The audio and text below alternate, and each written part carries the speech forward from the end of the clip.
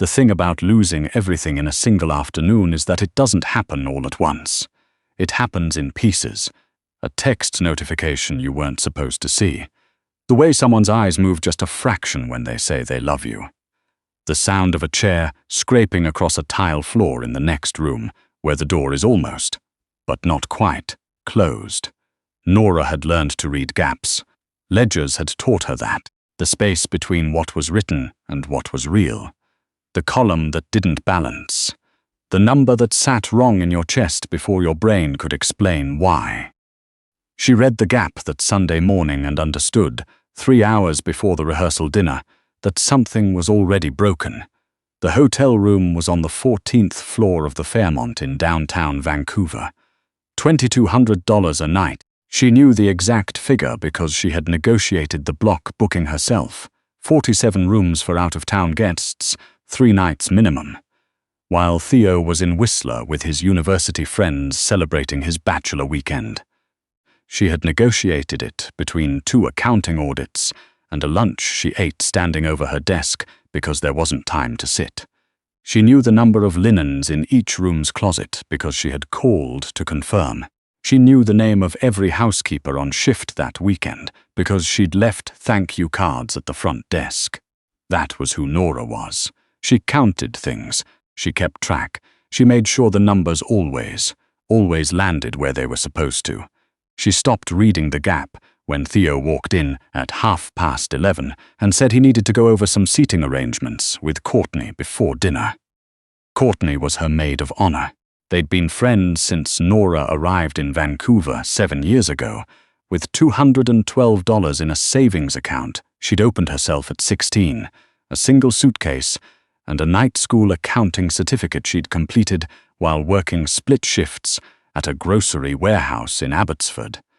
Courtney had been the one who let her sleep on her couch for 3 months, the one who co-signed her first lease when Nora's credit history was so thin the system barely registered her, the one who stood outside in the February rain with her while Nora called her mother back in New Brunswick for what turned out to be the last time.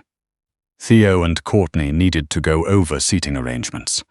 The wedding was tomorrow. She should have said something. She understood later that the version of herself who said nothing in that moment was not a coward. She was simply someone who had been trained, by years of scarcity, not to dismantle the one stable thing she'd built before she was absolutely certain. Certainty cost nothing, she used to tell herself. Wait for the numbers to confirm it. The confirmation came at 11:47 p.m. when she went to find Theo to tell him the venue coordinator had sent a revised morning timeline and she couldn't reach Courtney. The door to the connecting suite was ajar, 2 inches, maybe 3.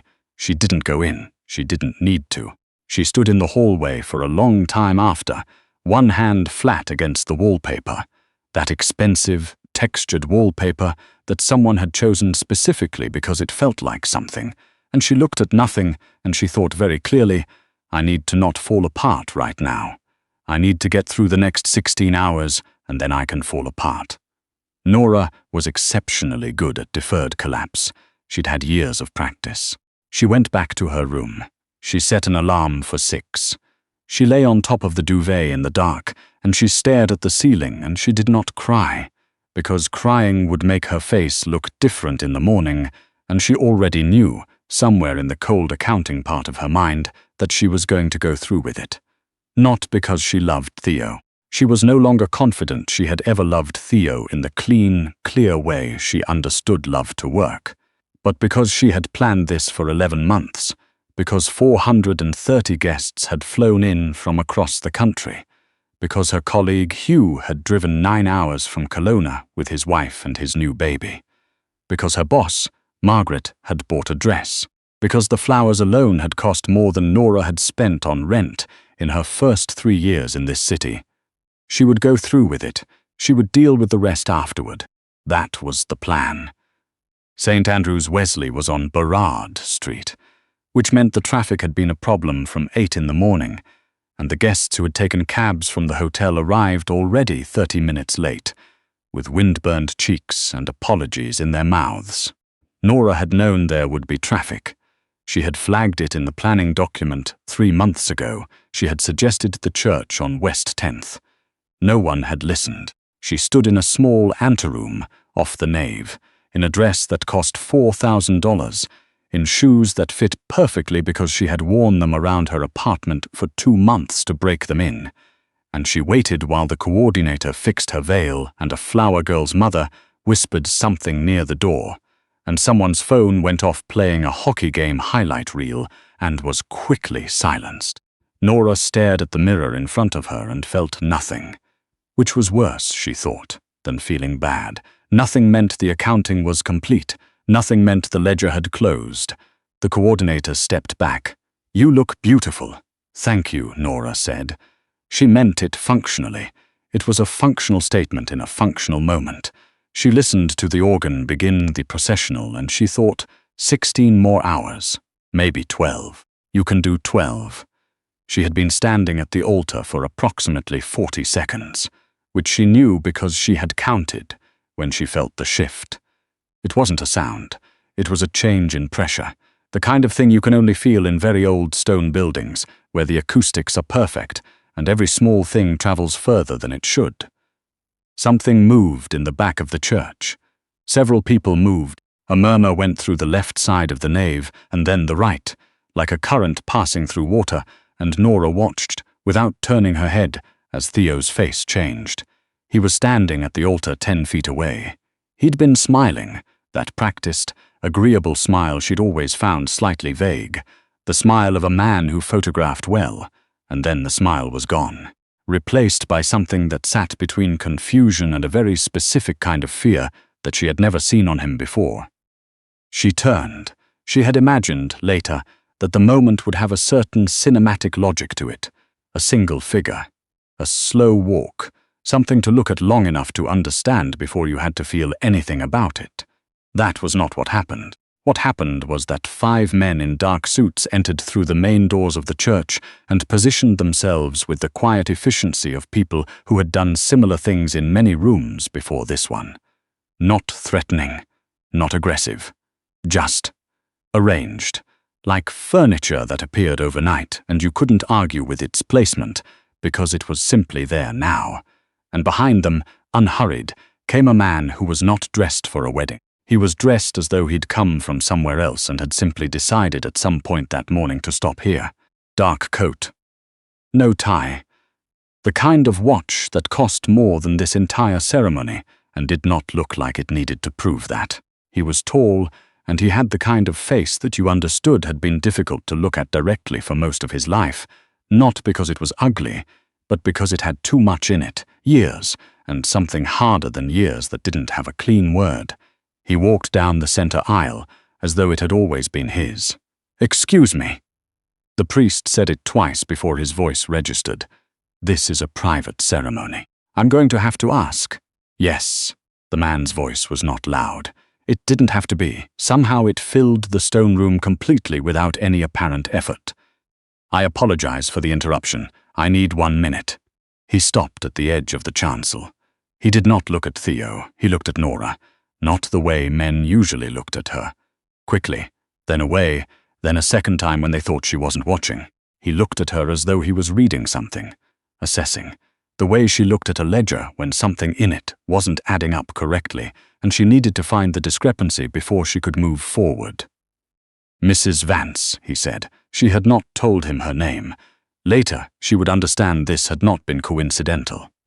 "You don't know me," he continued. "My name is Callum Reeves, and I have a problem that requires someone with your particular skill set." He paused. "I'm aware this is not the appropriate moment. However, I've found that the appropriate moment is rarely the one that produces results." Someone behind Nora made a sound. She thought it might have been Theo. She didn't turn to check.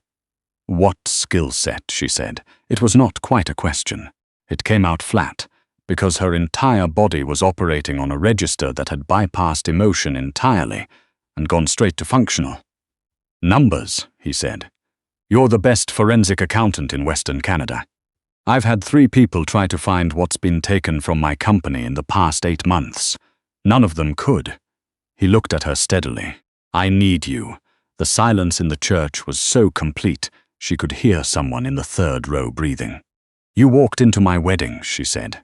"I did. During the ceremony. The ceremony hasn't technically begun. The registrar hasn't." "What is happening?" Theo said from behind her. His voice had a texture she'd never heard in it before. Something tight, something that knew. Nora turned to look at him for the first time since she'd seen his face change. She looked at him for a long moment. She thought about the door that was 2 inches open. She thought about the 11 months of logistics. She thought about the column that didn't balance. "How much?" she said to the man called Reeves. He said a number. It was a very large number. It was also, she noted distantly, exactly what it would cost to repay every single person who had spent money to come to this wedding and would now be going home without one. She thought this was probably not a coincidence. She looked at the flowers on the altar. They were peonies. She had specifically requested peonies because they were the only flower she had ever genuinely liked, ever since she'd found a battered old print of a peony watercolor in a thrift shop in Moncton when she was 14 and thought, for some reason she couldn't name, that they looked like something worth fighting toward. She had negotiated the florist down from an absurd quote, ordered them in bulk, driven to the warehouse herself. No one had asked her why she wanted peonies. "I'll need my own office," she said. "Separate from your staff. Secured. I don't work in open plans." "That's fine. I don't sign NDAs that contain any clause limiting my ability to report criminal findings to CRA or the RCMP. If your books contain anything illegal beyond whatever you're currently aware of, I reserve the right to act on that." Something crossed his face. Not displeasure. Something more like recalibration. Agreed. 6 months. Not a day longer without renegotiation. 6 months, he said. She picked up her bouquet from the stand beside the altar. She had left it there when she arrived, the way the coordinator had instructed, and she held it in both hands for a moment. Then she set it down again. She walked down the chancel steps and past Reeves, and down the center aisle of St. Andrew's Wesley without looking left or right, and she walked out through the main doors into the white February light of Burrard Street, and one of the 5 men in dark suits held the door of a black car open, and she got in. The drive was quiet. Reeves sat in the front. She sat in the back. The city moved past the windows, the white peaks of the convention center roof, the seawall, the mountains behind everything going grey with incoming cloud, and she kept her hands in her lap and kept her breathing even, and did not allow herself to think about Courtney or Theo or the 430 guests or the peonies she'd left on the altar. She thought about numbers instead. She was good at that. The estate was in West Vancouver, not conspicuously large from the street. She noticed this first, the deliberate understatement of it, the way the gate was set back, and the hedging was managed to obscure rather than impress. Inside the property was a different matter. The grounds went further back than she could fully take in at once.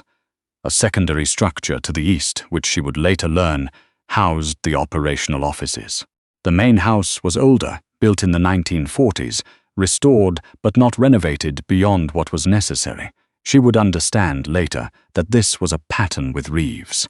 He did not spend money to signal money. He spent it only when it served a function. A woman in her 60s met them at the door, introduced as Mrs. Arnott, house manager, expression arranged in the careful neutrality of someone who had encountered many unusual situations and found that judgment was rarely useful. She showed Nora to a room on the 2nd floor. Nora had been expecting something Spartan. Instead, it was simple but considered: a west-facing window, a proper desk, blackout curtains that actually functioned. A kettle already filled. She sat on the edge of the bed in her wedding dress for a long time. Then she went to the closet and found, hanging neatly in garment bags, 6 weeks of clothing in her exact size. She stood there with one hand on the doorframe, and she thought about what it meant that he'd known her size, her preferences apparently, the kinds of details that required research she had not consented to. She changed into the plainest thing she could find: dark trousers, a grey shirt, flat shoes, and went looking for Reeves. She found him in a room on the ground floor that appeared to be a library but was functioning primarily as an office. stacks of printed documents on the mahogany table, a laptop with 2 external monitors, the kind of disorder that wasn't disorder but was instead a system no one else had permission to reorganize. He was standing at the window with a glass of water in one hand and a phone in the other, and he looked at her when she came in with an expression she couldn't read. "You knew my size," she said. "I did. How long have you been watching me?" He considered this question with what she was coming to understand was his characteristic approach. Not evasion, but a kind of deliberate thoroughness, as though he was deciding not whether to answer but exactly how much of the answer was necessary. 8 weeks, he said. "Before you approached me today. Before I approached you today." She looked at him. "Why didn't you contact me through normal channels? Through the firm?" "Because your firm would have advised you to refuse, and your firm would have been correct." He set the phone down on the edge of the table. "What I need found is not something any legitimate accountant should be touching. I needed someone who would understand that and agree anyway. And you calculated," she said, slowly, "that my circumstances today would make me more likely to agree." A pause. The kind of pause that was an admission. "You chose today deliberately," she said. "You knew about Theo. You knew about—" She stopped. She rearranged herself internally, the way she always did when a number came in that she hadn't anticipated, and she needed to rerun the calculation without showing that anything had changed. "You waited until I had nothing to lose. I waited until you had every reason to say yes," he said, which was not, she noticed, the same thing. That's manipulative. Yes. She hadn't expected him to confirm it that simply. She looked at him for a moment. "I want access to everything," she said. "Not just what you think I need. Everything. Bank records, subsidiaries, property holdings, any numbered companies, shell structures across provinces. All of it. If you give me partial access, I'll find a partial answer, and you'll have paid me for half a job. You'll have it. I also want to understand, before I start, what you believe was taken. Not the amount, the mechanism. What you think happened and who you think did it. Even if you're wrong, I need your theory as a baseline." He pulled a chair out from the table and sat down, the first time she noticed that he had not been standing. Something settled in the set of his shoulders, not relaxation, but a kind of deliberate release of tension, as though he was allowing himself in this room with this person to be less composed than he was in every other context. "Sit down," he said. She sat. He talked for 2 hours. He was precise. That was the first thing she registered. Not just intelligent.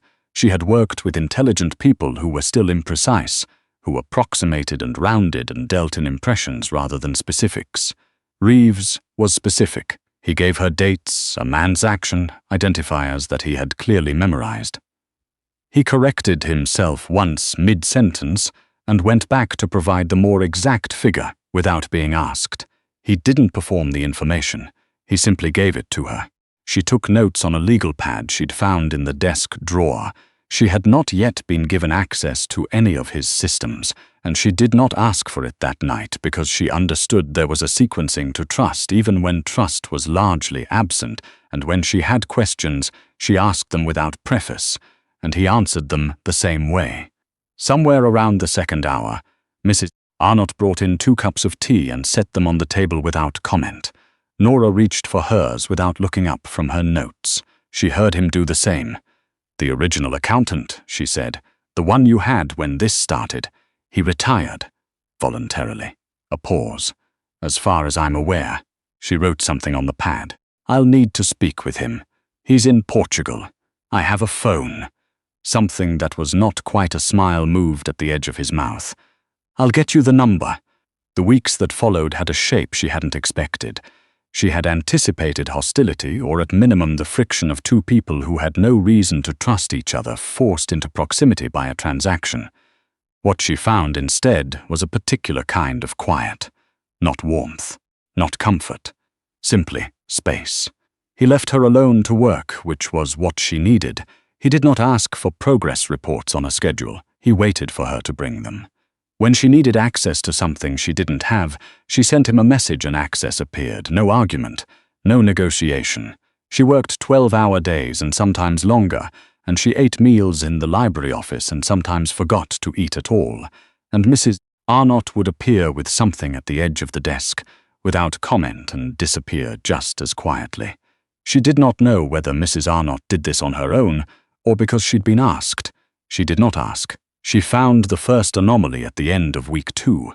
It was elegant. Whoever had built it had understood accounting well enough to make it look like normal operational variance, the kind of numbers that moved in ways that could be attributed to exchange rate fluctuation, to seasonal adjustment, to the perfectly ordinary messiness of running a business with 11 subsidiaries across 4 provinces and 2 offshore structures. But she had been looking at numbers that wanted to hide since she was 19 years old, and she understood the specific weight of them, the way they sat in a column too evenly, too cleanly, variance that was too perfectly consistent to be actual variance. She printed the relevant pages and marked them in red and brought them to him at 7 in the evening when she could hear him on the phone in the East Wing. She waited in the library. He came in 20 minutes later and picked up the pages and read them. He was quiet for a long time. 2 years, he finally said, at least. She put her hands in her pockets. This structure was built carefully.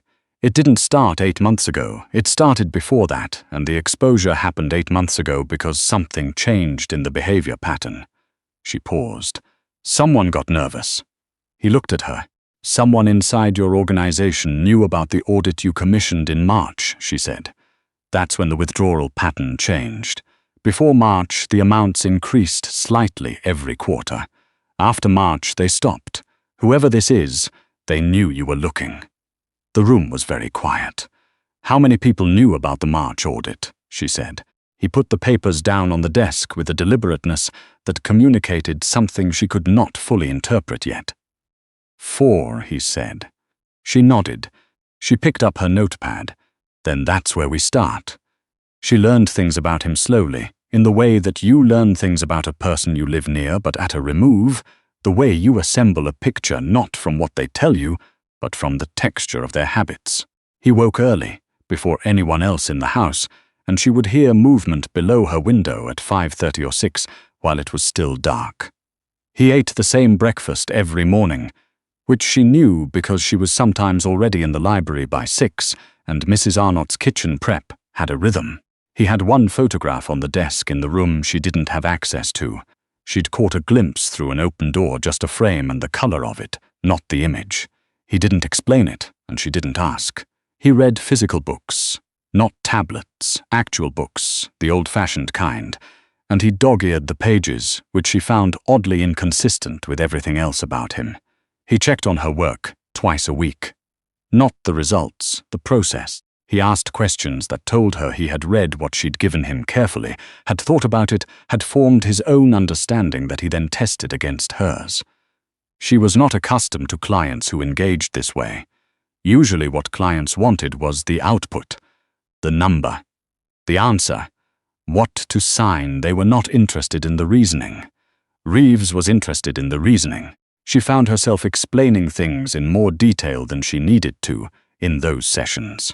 Going back to first principles, walking through the logic of it, rather than just presenting the conclusion. She told herself this was because she needed him to understand the findings fully in order to act on them accurately. She did not examine whether that was the only reason.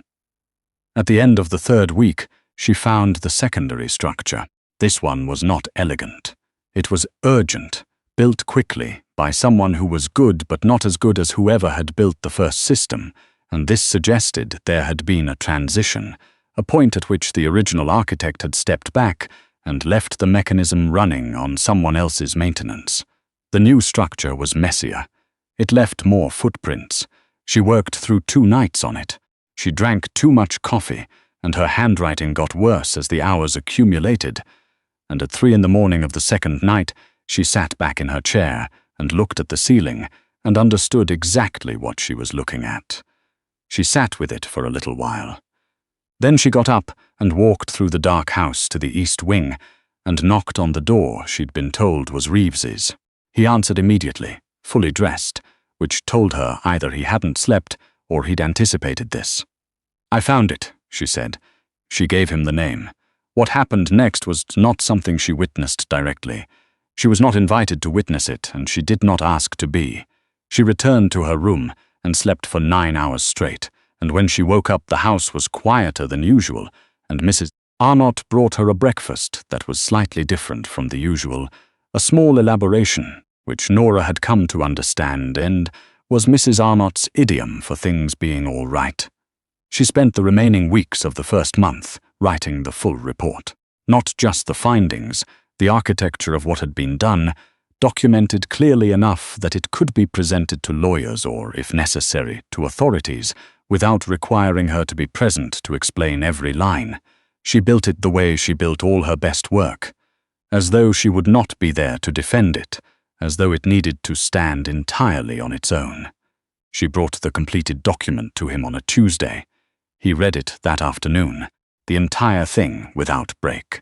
She knew because she was in the library working on a secondary question she'd identified, and she could see the light under the door of the connecting office. When he came in, he stood for a moment near the door. "This is thorough," he said. "That's what you paid for. This is beyond what I paid for." He moved to the table. He didn't sit. "You documented the full offshore structure. You included the framework for recovery. There are 2 provincial authorities who could use this to prosecute." "Yes," she said. "That wasn't part of the agreement." "You agreed," she said, "that I could act on anything I found. You didn't limit the scope of the documentation." He looked at her for a long moment. "You said 6 months," he finally said. "There's still time on the agreement." "I'm aware. What will you do with it?" She considered this. Outside the library window, the mountains were doing their late afternoon thing, going lavender at the edges, the snow up high catching a light that the lower city had already lost. She had started to notice the way the light moved through this room at different times of day. She wasn't sure when that had started. "There are irregularities in the offshore subsidiary I mentioned in Appendix D," she said. Section 3. "They're not related to the primary findings, but they're worth understanding before you close those accounts. It would take another 3 weeks, maybe 4. He was quiet.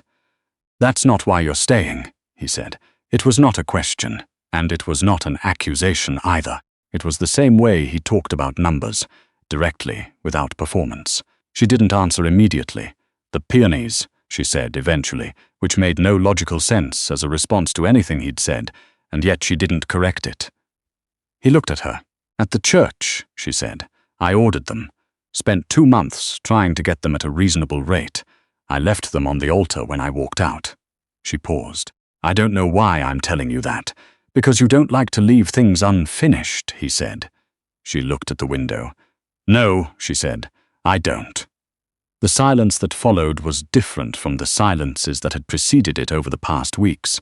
Those had been functional silences, the quiet of 2 people working in parallel.